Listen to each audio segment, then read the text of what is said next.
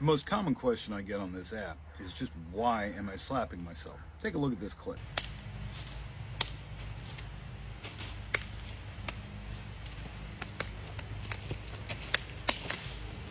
Primarily, it's about safety. We don't want our live hand to get in the way of our edged weapon, whether it's something like a machete or a gunting or any sword, whatever. So we rapidly pull our hand out of the way. The other thing it allows us to do is to make quick transitions. If you remember all the way back to physics class, an object in motion tends to stay in motion unless acted upon by an outside force. So,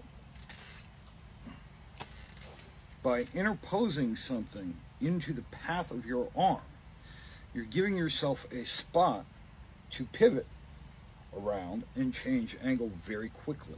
Now take a look at this clip.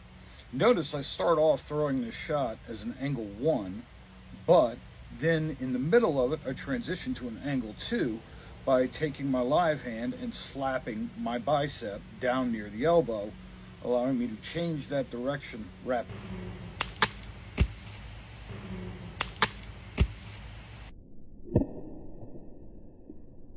And finally, when we get into smaller knives, much of the same rationale applies.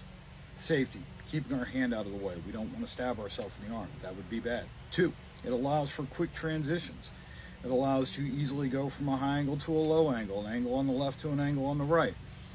Same stuff applies. And thirdly, and finally, there's anecdotal evidence that shows that it helps improve speed.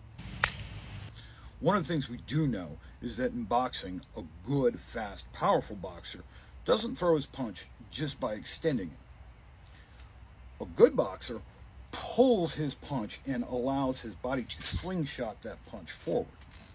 This is the same principle with a knife jab, with a thrust, and it shows up in the Filipino martial arts. Now, I don't know if it's true, but I will say personally, in my experience, I feel like I am moving faster when I am pulling my live hand back and extending. So take it for what you will and play with it. Give it a shot. Hopefully this opens up some ideas and you see that it's not just a stylistic artifact or something that we think looks cool, because, you know, it kind of does. You know, there are reasons behind it. So hopefully this gives you an idea. Play with it, add it into whatever martial art you're doing, see if it works for you. And as always, you know, get out there and figure it out.